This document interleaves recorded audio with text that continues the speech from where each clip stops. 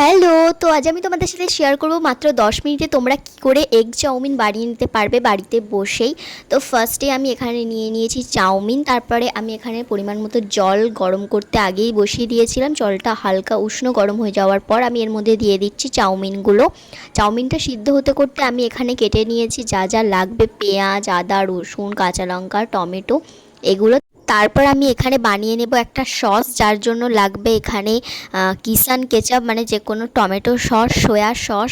তো মশলাটা বানানোর জন্য প্রথমেই এর মধ্যে যা যা ইনগ্রিডিয়েন্টস দেবো আমি, যেমন নুন, হলুদ গুঁড়ো, লঙ্কার গুঁড়ো, এগুলো আমি নিয়ে নিলাম। এরপর দিচ্ছি 1 চামচ পরিমাণ টমেটো সস, 1 চামচ পরিমাণ সয়া সস, আর এর মধ্যে দিয়ে দেবো গরম মশলা। যেহেতু আমাদের বাড়িতে ছিল না তাই দিচ্ছি এখানে বিরিয়ানি মশলা, চাইলে তোমরা গরম মশলা দিতে পারো।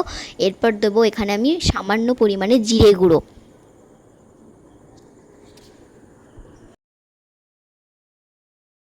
তো সস তৈরি হতে হতে এখানে আমাদের তো চাউমিনও সিদ্ধ হয়ে গেছে। তো এরপর আমি চাউমিন থেকে জলটাকে ভালো করে ঝরিয়ে নেব। তো চলো ঝরিয়ে নেওয়া যাক। তো চাউমিনটাকে নামিয়ে আমি দিয়ে দিচ্ছি এবার কড়াইয়ের মধ্যে সামান্য পরিমাণ সাদা তেল। তারপর সাদা তেলটা একটু গরম করে নেব আমি। তারপর আমি যা যা ইনগ্রেডিয়েন্টসগুলো এখানে কেটে রেখেছিলাম সেগুলো এখানে দেবো। ফার্স্টেই দেবো এখানে পেঁয়াজ কুচি, তারপর দেবো লঙ্কা কুচি, এরপর দেবো সামান্য আদা কুচি, এরপর দেবো সামান্য রসুন কুচি।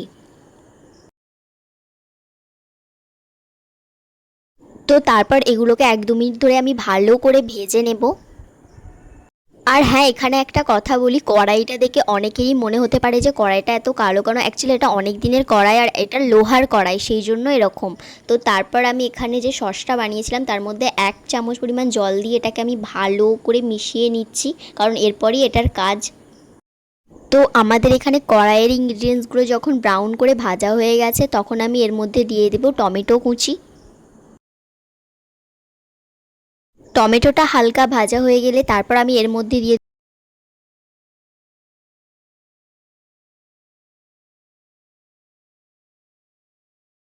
সসটাকে দেওয়ার পরও আমি 2 থেকে 3 মিনিট ধরে এটাকে ভালো করে একটু ভেজে নেব।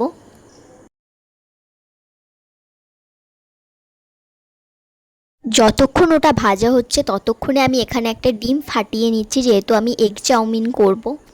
এবার আমার কড়াইয়ের ইনগ্রিডিয়েন্টসগুলো ভাজা হয়ে গেছে, এর মধ্যে দিয়ে দিচ্ছি যে ডিমটা ফাটালাম ওই ডিমটা।